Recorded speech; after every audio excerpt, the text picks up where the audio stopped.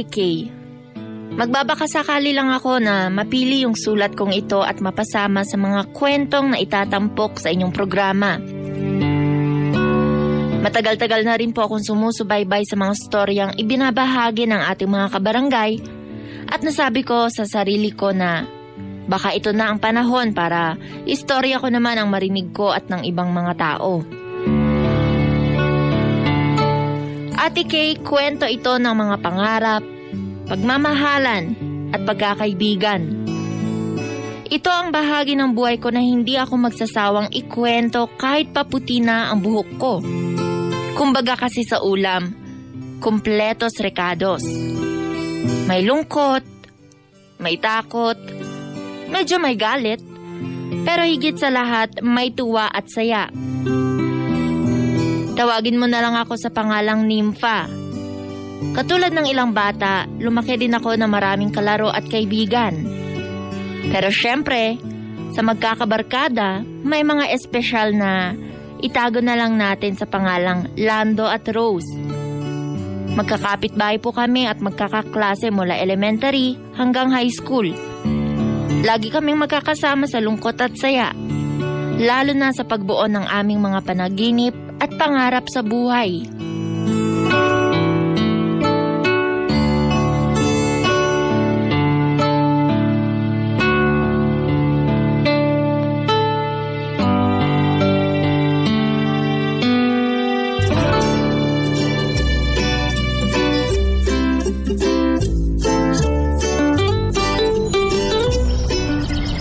Malapit na yung graduation. Alam niyo ba kung anong kukunin niyo sa college? Ako gusto kong maging nurse. Hindi man daw sa ibang bansa at malaki ang sweldo. Tsaka yung tita ko kasi nasa Canada, baka kunin niya ako. Ako dito na lang ako sa Pilipinas. Ayoko pumunta sa ibang bansa. Nakakatakot eh. Nasabi ko na kina nanay na HRM ang kukunin kong kurso. Pero sabi nila mag-isip pa daw ako ng iba. Kaya baka psychology kunin ko. Ikaw, Lando? Gusto ko maging engineer eh. Magpapatayo ako ng maraming building. Wow ha? Taas ng pangarap ah. Magpapatayo ng maraming building, sa'yo yung mga building. Grabe ka, Rose. Ganun talaga. Mangangarap ka na lang din, todo mo na. Tsaka ano naman ang masama sa sinabi ni Lando? Basta Lando ha, kapag yumaman ka na, wag mo kaming kakalimutan. Oo naman no. Kakalimutan ko na ang lahat pero kayong dalawa, hinding-hindi. At sigurado ako ron. Eh kay Nympha ba? Sigurado ka? Ano yun, Rose? Wala yun. Huwag mong intindihin niyang si Rose. Lakas lang talagang mang-asar niyan eh. Alam mo namang pinaglihiyan sa pambubuskal. Hindi ko kayo papansinin kapag hindi niyo sinabi yung totoo. Ano nga yun? Lando!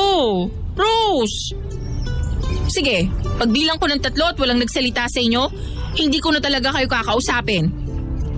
1, 2. Sabihin mo na kasi. Wala naman kasi. 3. O sige, kausapin nyo na lang ako ulit kapag handa na kayo magsabi ng totoo. Bahala kayo dyan. Uwi na ako. Kakainis. Yan, nagalit na yata. Sabihin mo na kasi yung totoo. Baka lalong magalit yan. Nympha! Nympha! Teka lang. May sasabihin daw si Lando. Lando, dali na kasi. Nympha, kasi hindi ba kasi okay, kasi ganito yon.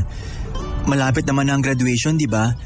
Sa totoo lang, matagal ko na to gusto sabihin sa'yo eh.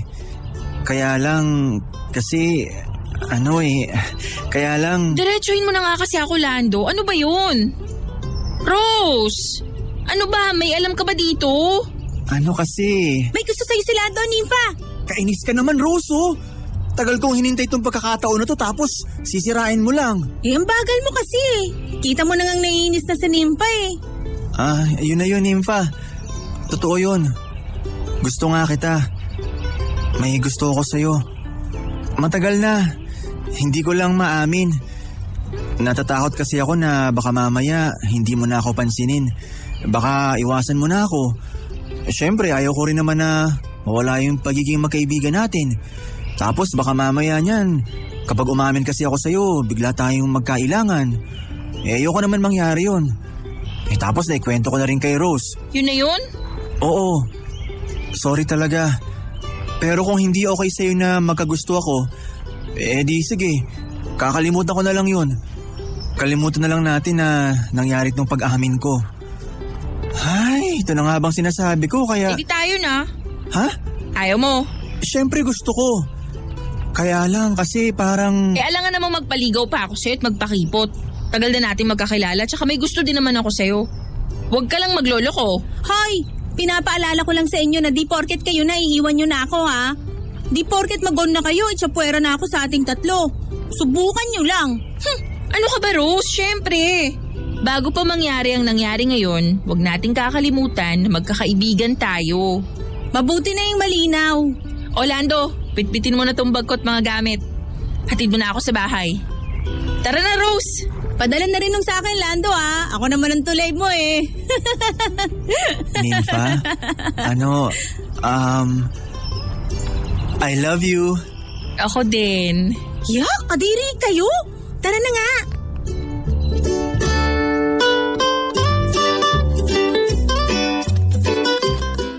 Ate Kay, huwag naman sanang isipin na easy to get ako ha. Practical lang. Isipin mo naman, ang tagal ko nang kakilala si Lando at may gusto rin naman ako sa kanya. Kung maunahan pa ako ng iba, di ba? Naging mag-boyfriend kami sa edad ng 16 years old. Siyempre, yun yung mga panahon na kilig-kiligan, tampuhan, at suyuan. Pagtungtong namin ng college, may kanya-kanya na kaming eskwelahan na papasukan. Si Rose sa may Quezon City nag-aral, nursing. Si Lando, nagplanong umuwi sila ng pamilya niya sa Naga dahil nandun ang negosyo. At ayaw naman ng nanay niya na mapalayo sa kanya kaya doon siya nag-aral ng kursong engineering. Ako naman, sa isang university dito, nauwi sa education pagkatapos ng mahaba kong pag-iisip na hindi ko naman pinagsisihan. Hindi naging madali sa akin tanggapin na hindi na kami madalas nagkikita nila Lando at Rose. Dahil sa tinagal-tagal naming magkakasama, yun ang unang pagkakataon na nagkahiwa-hiwalay kami. Mas mahirap pa nga, Ate Kay, lalo na sa aming dalawa ni Lando dahil hindi lang kami basta magkaibigan. Maaga tuloy kaming napasabak sa LDR o long distance relationship. Hindi pa naman uso ang text-text noon at cellphone.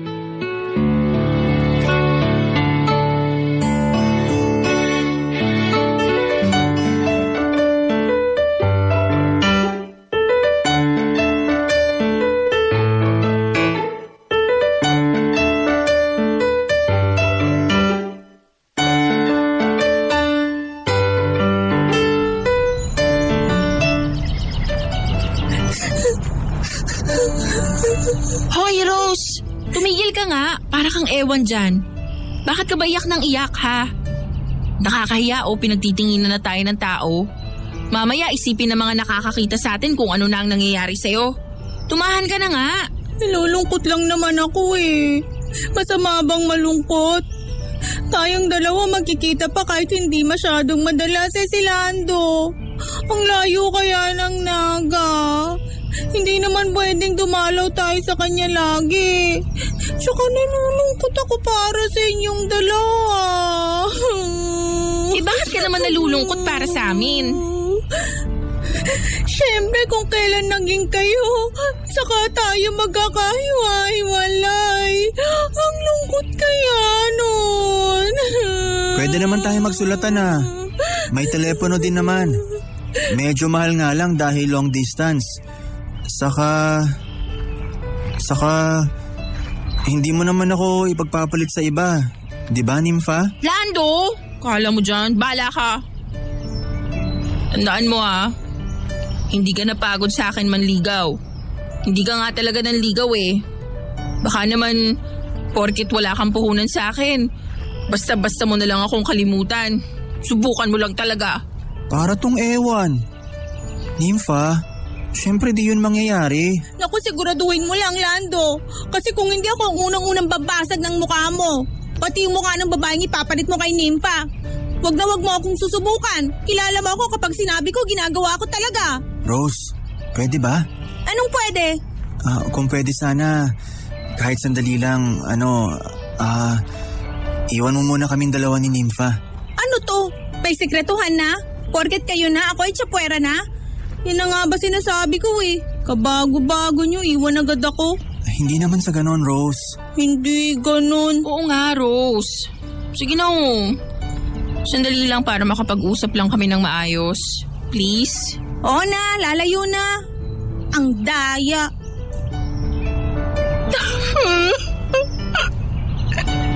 Huwag ka na umiyak. Nakatingin ang mga tao. Nalulungkot lang naman ako eh. Masama bang malungkot? Parang linya ni Rose yan kanina. Basta! Hintayin mo ako Huwag kang maiinip. Ipangako mo sa akin na kahit hindi tayo madalas magkita at mag-usap, hindi magbabago nararamdaman mo sa akin. Ikaw din ha? Kahit na makakita ka ng mas maganda sa akin, kahit na may makilala ka ng mas mabait, huwag mo ko ipagpapalit ha? Promise mo rin yan? Promise. Ito, suot mo tong singsing na to. Plastic lang yan pero galing naman yan sa puso ko. Gusto ko, lagi mo yung suot para lagi mo ako naaalala. Thank you, Lando. Basta I love you. I love you talaga. Mahal din kita. Mahal na mahal na mahal. Pwede bang payakap? Tsaka pakis? Sa noo lang. Oo naman. Hoy, tama na yan. Isalin niyo naman ako sa usapan niyo. Ano, kayong dalawa na lang talaga? Group hug dapat. Ikaw talaga, Rose, kahit kailan. Tara na nga.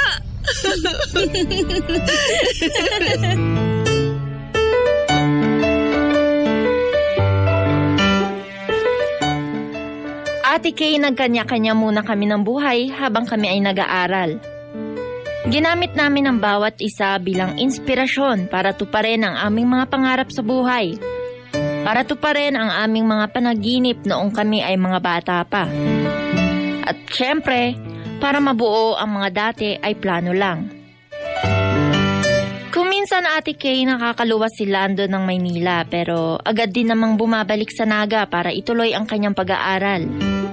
Kung minsan, nakakagawa rin siya ng paraan para makatawag sa telepono. Marami ang nagsasabi sa akin na mga bata pa kami at marami pang darating sa aming mga buhay. Pero sa akin, paano kung si Lando na nga ang taong yon? Paano kung siya na ang tao para sa buhay ko? Ate Kay, aaminin ko kung minsan parang nagiging marupok din ako. Pero sa tuwing nakikita ko ang singsing na bigay ni Lando sa akin, natatauhan ako at muling bumabalik ang aking katatagan habang binabalikan ang mga pangako namin sa isa't isa.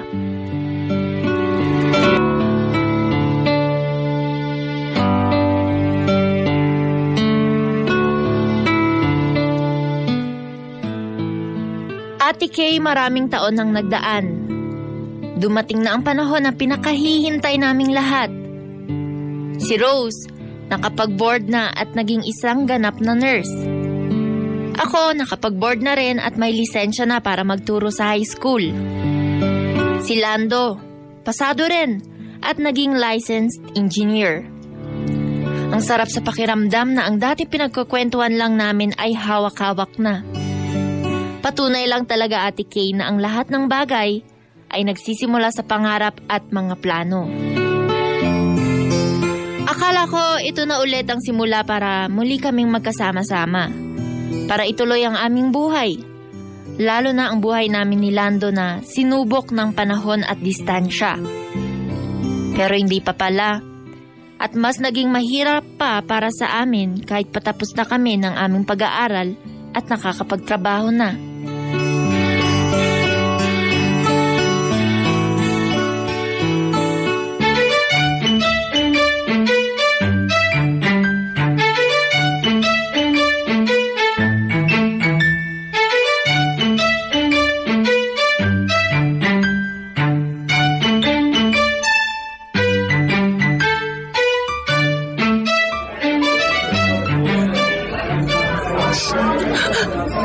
Tingnan mo nga panahon, hindi mo talaga masasabi. Dati sa park lang tayo kumakain ng fishball at palamig. Pero ngayon nasa restaurant na di aircon. Hindi na tagaktak ang pawis natin. Teka, Nympha, ano ba yan? May nasabi ba akong masama? Bakit ka umiiyak? Anong gusto mong maramdaman ko? Matuwa o tumawa? Okay. Kuha ko na. Gets ko na. Ano ka ba? Mas madali naman na ngayon ang communication. May cellphone, may internet. Anong dinadrama mo? Nakasurvive nga tayo dati, ngayon pa ba? Maski na. Kailan schedule ng alis mo? Next week. Hinihintay na ako ni tita sa Canada. Ipapasok niya ako dun sa ospital na pinagtatrabahuhan niya. Uy, ano ba? Matuwa ka naman. Alam mo namang ito ang pangarap ko, di ba?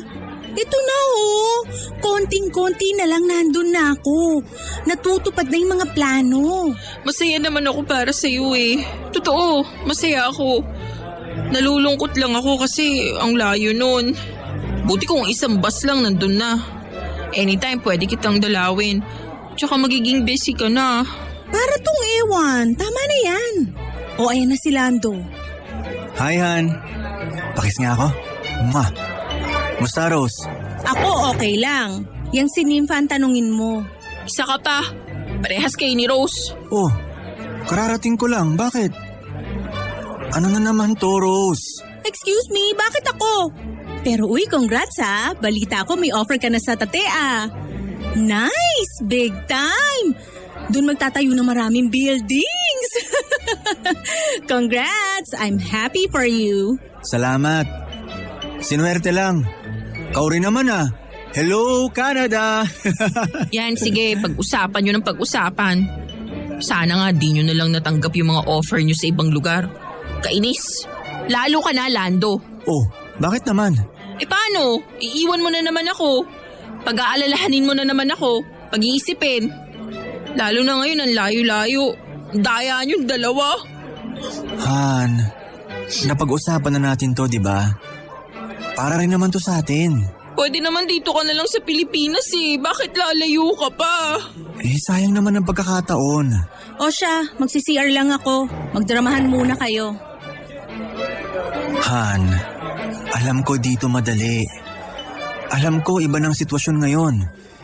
Pero gusto kong tandaan mo na kahit anong mangyari, sa'yo lang ako. At ikaw lang para sa akin. Okay? Wala na akong masabi. Basta, mahal na mahal kita. Ikaw ha? Maraming mapuputi doon. Mga imported. Naku! Kapag ikaw talaga, Lando, konsensya mo na yon. Teka, akin na nga yung singsing na bigay ko. Aray, teka. Masama daw na ibang nag-aalis ng singsing. Ako na. Parang medyo sumikip ng singsing sa'yo ah. Tumaba ka? Eh di maghanap ka ng sexy. Joke lang. Oh, dahan-dahan. Yan, tanggal na. Akin na ulit ito ha. Bakit? May pagbibigyan ka siguro na iba, no? Ito naman oh. Ito. Ito ang isuot mo. Hindi na plastic. Will you marry me? Yung totoo. Oo nga. Will you marry me? Siyempre, oo! Nung di mo nga ako niligawan, naging tayo ngayon pa ba? Yes, I will marry you. Mag-iipon lang ako. Kapag may ipon na ako, papakasal agad tayo. I love you. I love you. Kita ko yung tukaan na yun na. Dati sa noo lang. Aba, bumaba. Sa lips na. Teka, mukhang may namiss ako ah. Wow, ganda ng sing-sing ah. Order na nga tayo.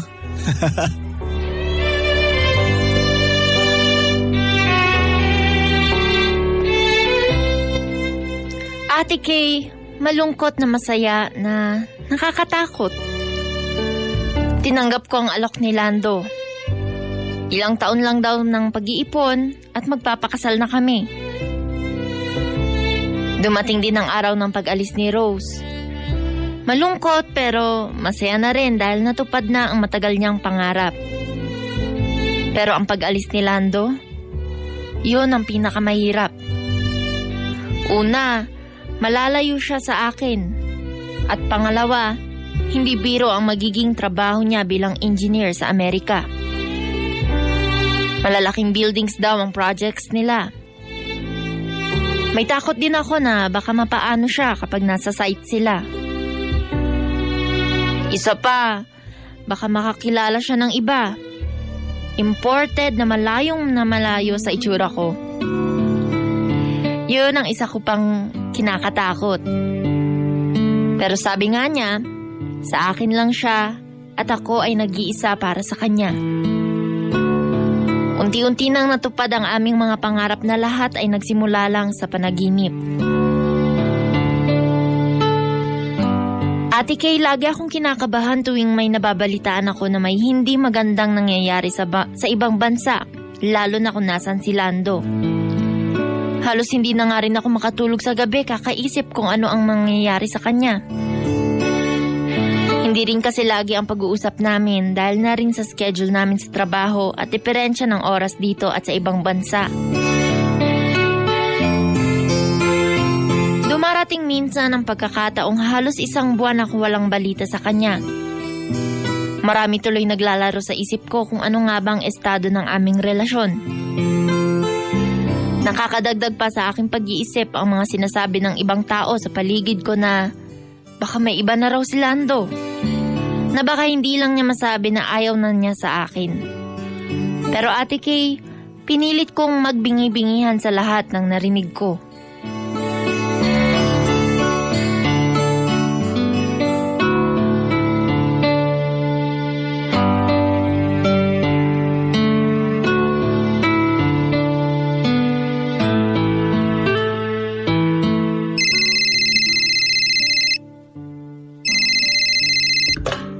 Hello? Hello, sino to?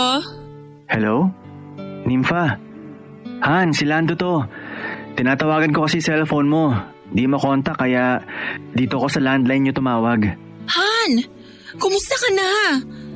Buti naman tumawag ka.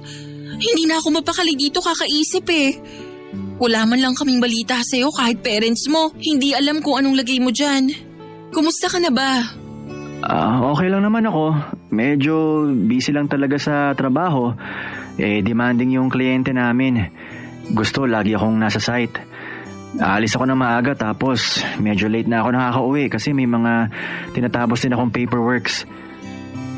Tapos pero okay lang ako ha. Anong tapos ano? Pero okay lang talaga ha. Nandito kasi ako sa ospital. Pero hindi ka dapat mag-alala. Bakit? Anong nangyari sa'yo? May sakit ka ba? Ano? Yung totoo, okay ka lang? May mali kasi dun sa isang project namin. Yung ini-install na para sa cooking area ng building, nagkaroon ng leak. Tapos pumutok. Medyo natalsikan lang naman ako ng basag na salamin. Pero wala to. Okay lang talaga ako. Kaya wala ka dapat ipag-alala, ha? Pwede ba namang hindi ako mag-alala lalo na't nalaman ko yung sitwasyon mo? Kasi naman eh. Sabi ko okay lang ako eh. Ako pa ba? Saka huwag ka mag-alala. Malapit na rin siguro ako umuwi. Na-extend lang kasi dahil nakikiusap ang employer ko na tapusin muna namin yung mga project. Ikaw, kumusta ka? Okay naman. Pero laging ninenervyos, iniisip kita. Han, umuwi ka na dito. Dito ka na lang magtrabaho. Pagtulungan na lang natin kung ano man ang gastusin dito. Umuwi ka na, please. Di pa pwede, Han eh. Ang dami ko pang obligasyon dito. Sabi ko nga, kapag naayos sa mga dapat kong ayusin, uuwi ako agad. Kailan pa yun? Han, naiinip na ako. Nag-aalala pa ako sa sitwasyon mo dyan. Basta, uuwi din ako. Han? Ano yun? Mahal mo naman ako, di ba? Oo naman, mahal na mahal. Totoo? Siyempre. Bakit mo ako minahal? Han, alam mo, lalo akong kinakabahan sa mga tanong mo eh. Ano bang pumasok sa isip mo at tinatanong mo yan? Sige na, sagutin mo lang. Mahal kita dahil mabait ka, maasikaso, tunay na kaibigan, mapagmahal, tsaka gwapo. Oh, wag lalaki ang ulo ha. Sige Han, baka maputol na to. Prepaid lang ginamit kong pantawag para mas mura eh. Tatawag na lang uli ako. Basta ang gusto ko, huwag mong kakalimutan na mahal kita ha. I love you. I love you. Mag-ingat ka lagi. I miss you. Miss na rin kita. Bye. Bye, Han.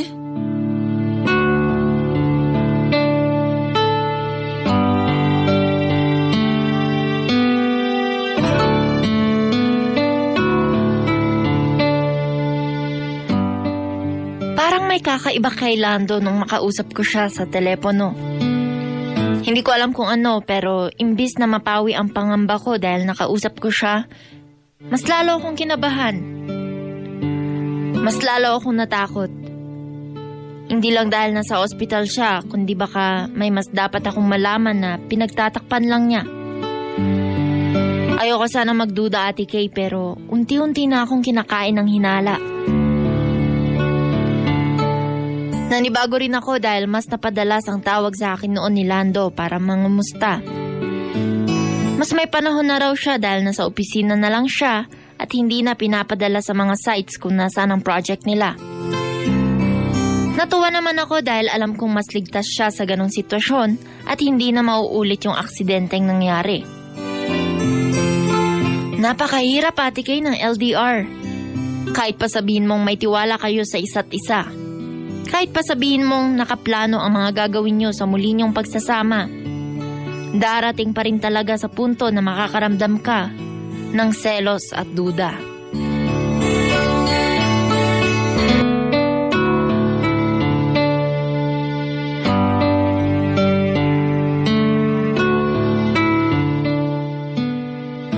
Ilang buwan pa ang lumipas, bigla na naman pong naging bihira ang pag-uusap namin ni Lando. At para hindi ako masyado maapektuhan, ginugol ko ang oras ko sa trabaho. At aaminin ko, Ate Kay, may ilan ding nagparamdam sa akin at sumubok manligaw. Minsan, parang binubulungan ako ng tukso na subukan ko. Pero kapag palamahal mo at may respeto ka sa tao, kahit anong tukso ang dumating, matatanggihan mo. Ate Kay, sa kabila ng katatagan ko at pagbura ng mga hindi magagandang bagay sa aking isip, may mga sitwasyon na parabang sinusubukan talaga ako kung hanggang saan ako para sa relasyon namin ni Lando. Pati accounts niya sa social media noon ay inalis niya. Nung nagkausap kami, tinanong ko yon. Ang sagot niya, mas maganda raw na walang ganon. Iwas gulo. Hindi ko siya naintindihan kung paano magiging magulo kung wala naman siyang ginagawa para hindi maging maayos ang sitwasyon. Kapag naman tinatanong ko kung saan siya pwede tawagan, wala siyang maibigay. Gusto ko na sana talagang umayaw at gawin na lang alaala ang lahat ng naamin. Hanggang sa isang imbitasyon mula sa kanyang mga magulang ang natanggap ko. Pinapunta nila ako sa bahay nila dito sa Maynila at doon nabigyan ng kasagutan ang lahat ng aking katanungan.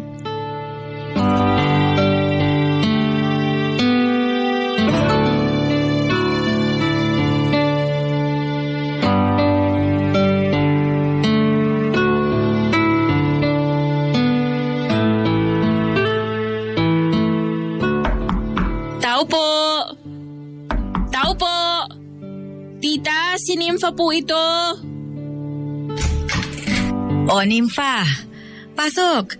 Kanina ka pa namin hinihintay. Halika, pasok ka. Ano po? Maupo ka muna, ha? Ano, kumusta ka na ba? Ayos naman po. Ano po bang meron, tita, at pinatawag niyo ako? Nympha. Mahal mo ba talaga ang anak naming si Lando? Opo naman. Isipin niyo naman, ang tagal na ng pinagsamahan namin at pagtitiis na kahit na magkalayo kami pa rin. Kasi, Nympha... Teka po, tita, ano po ba yon? Kinakabahan po ako eh. Dumating na si Lando. Ho? Talaga po? Nasa na po siya? Rick, Bakit? Oh, nandito na pala si Nympha. Mano po, Tito? Kaawaan ka ng Diyos. tawagin mo ang anak mo. Sabihin mo nandito si Nympha. Teka sandali. Kailan po dumating si Lando? Hindi man lang po sinabi sa akin. Napakahilig po talaga niyang anak ninyo sa sorpresa. Nympha, eto na si Lando. Lando? Han? Anong nangyayari sa'yo? Lando! Pasensya ka na, Nympha, ha? Ito kasi ang tunay na dahilan, kaya hindi niya sinabi sa'yo na uuwi siya. Lando! Bakit? Ano nangyari? Ano nangyari sa'yo? Naalala mo nung tumawag ako? Nung sinabi ko na nasa ospital ako? Totoo yun. Nasa ospital talaga ako nun. Yung kwento ko na may leak yung cooking area ng building na project namin. Tapos, sumabog. Totoo rin yun. Ang hindi totoo, yung nadaplisan ako ng salamin. Kasi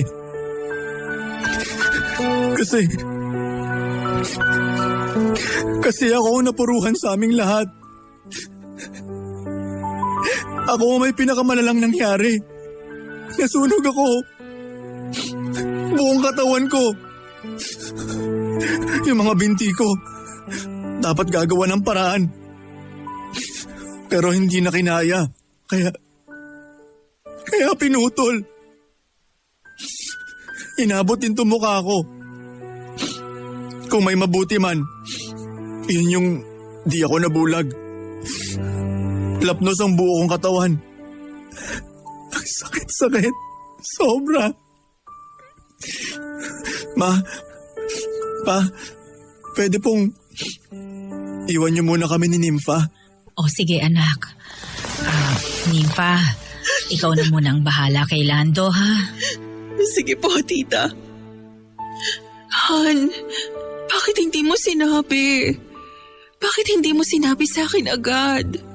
Dahil ayoko mag-alala ka. Ayoko mag-isip ka.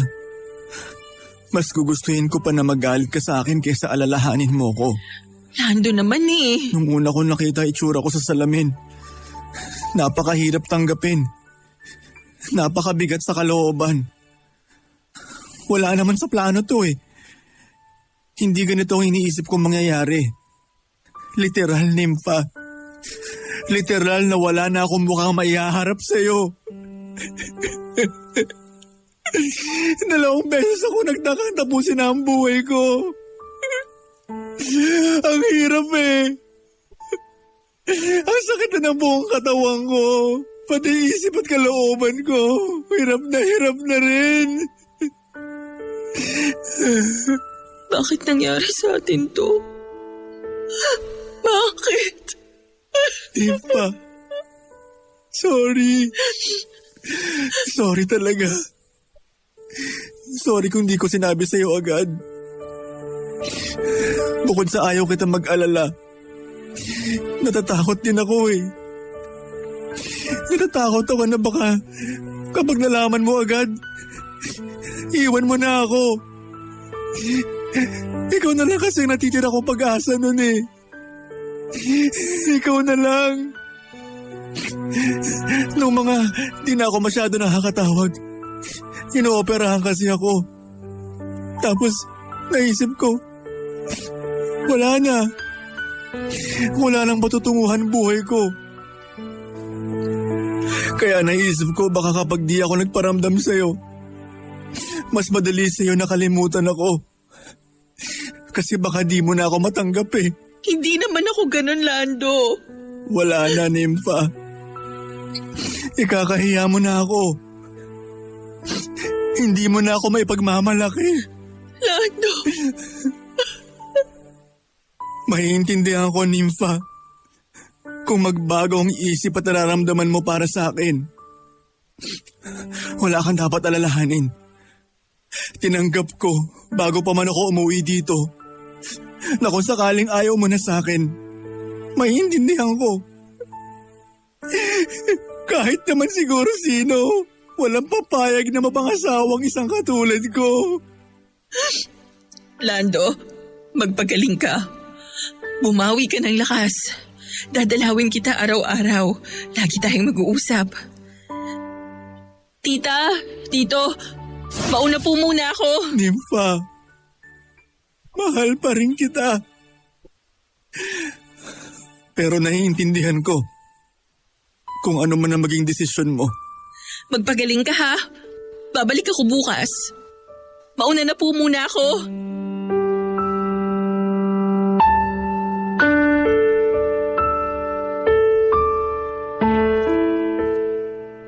Parang dinurog ang puso ko sa nakita kong sitwasyon ni Lando. Sunog ang muka at katawan. Putol ang 2 binti. At bihag na siya ng wheelchair na iyon. Tutol na ang mga magulang ko na mapangasawa ko si Lando. Wala na raw magandang kinabukasang naghihintay sa akin kapag siya ang napangasawa ko. Binantaan pa nila ako, nakalimutan ko na sila. Kung itutuloy ko ang pakikipagrelasyon ko sa taong nangako sa akin ng buong pusong pagmamahal. Pero Ate Kay, ang puso may sariling isip. Mas nanaig ang naramdaman ko kay Lando. Hindi ko siya isinuko. Ipinaglaban ko kung anuman ang nararamdaman ko para sa kanya. Ibinalita ko kay Rose ang nangyari. Gumawa siya ng paraan para makauwi ng Pilipinas kahit walang kasiguraduhan kung may babalikan pa siya sa Canada kapag umuwi ng Pinas. Maraming nagbago sa mundo pero nananatili ang pagkakaibigan naming 3. Araw-araw kong pinupuntahan si Lando sa kanilang bahay. Kung minsan, doon na rin ako natutulog at ako mismo ang nag-aasikaso sa kanya. Gusto kong maramdaman niya na nag-iba man ang kanyang itsura, hindi nawala ang mga taong nagmamahal sa kanya. Ate Kay, lilinawin ko rin na hindi awa ang nararamdaman ko Pagmamahal. At sigurado ako ron dahil kaibigan ko siya. Binalikan namin ang lugar kung saan namin binuo ang mga pangarap. Ang lugar kung saan unang nagtapat sa akin si Lando. At ang lugar kung saan namin binuo ang napakaraming plano.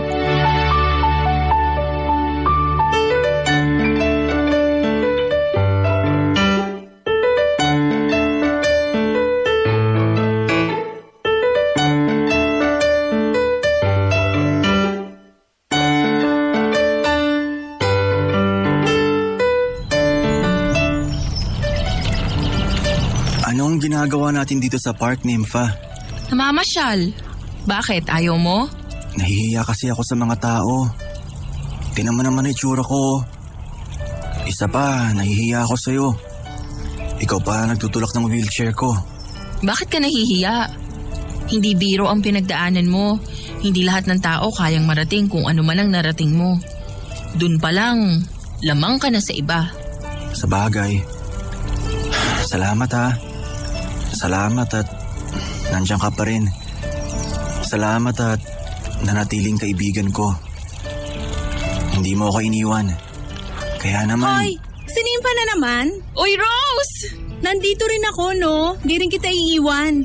Kita mo naman, bumiyahe pa ako ng pagkalayo-layo all the way from Canada. Makasama ko lang kayo. Payakap nga sa inyo. Namiss ko kayo sobra. Hindi ka pa rin nagbabago, Rose. Agaw eksena ka pa rin. Sinong nagsabi sa'yo na nandito kami? Saka kailan ka dumating? Kagabi ako dumating. Isusurprise ko sana kayo. Dumaan ako kina Lando. Akong na-surprise, wala kayo. Nandito daw kayo, sabi nila tita. Na-surprise mo pa rin naman kami eh. Ay, teka. Isa to sa namiss ko dito. Bibili ako ng fishball at palamig. Wait lang dyan lang kayo. Ay, si Rose talaga. Ang tagabuhay sa mundo nating tatlo. Nympha, sana di ka magbago. Nakakainis lang. Parang ang daming nasayang. Parang nauwi ang lahat sa wala. Hindi naman. Tsaka tignan mo nga yung ganyan. Di ba usapan natin walang nega? Sorry. Ang ipagpasalamat natin, kahit may mga hindi magandang bagay na nangyari, nandito pa rin tayo. Binigyan pa rin tayo ng pagkakataong mabuhay. Kaya yung mga naisip mo dati na tapusin yung buhay mo, subukan mong gawin yan ngayon. Ako ang unang tatapos sa'yo. Buti hindi talaga yun natuloy. Meron palang rason. Lahat ng nangyayari may dahilan. Hanggat humihinga, may pag-asa tayong bumawi sa lahat ng mga nangyari. Kung hindi man makabawi, edi gagawa ng bagong plano. Magsimula uli. Hindi man natuloy ang mga plano natin at pangako ko. Sana nandyan ka pa rin lagi. Bakit? Sino nagsabi sa'yo na di matutuloy? Ha? O eto, nakaluhod na ako sa harap mo. Ano ka ba? Tumayo ka dyan. Lando, will you marry me? Sigurado ka ba, Nympha? Baka naaawa ka lang sa akin. Ano ba? Sumagot ka na lang. Will you marry me? Nympha, salamat. Salamat ng marami. Oo naman. Oo, I will marry you. Noon pa man, handa na akong mahalin ka araw-araw. Salamat sa Diyos sa pangalawang buhay. Kulang man ang parte ng katawan ko. Binuo mo ang pagkatao ko. Thank you. Maraming salamat, Nympha. I love you. Dahil hindi ko makita yung sarili ko na tumanda na wala ka. Hindi ko alam kung paano ko paplanuhin ang bawat umaga kung hindi kita kasama. Mahal na mahal kita, Han. Mahal na mahal. Alam nyo, kayong dalawa, drama nyo pa din. Oh, fishball nyo at palamig. Kailan ang kasalan? Sagot ko na yung reception, yun ang gift ko sa inyo, ha? Salamat. Salamat sa inyo. Thank you, Rose. Payakap nga sa inyong dalawa. Huwag ka nga umiyak, Lando, di bagay. Hayaan mo kami lang ni Nympha.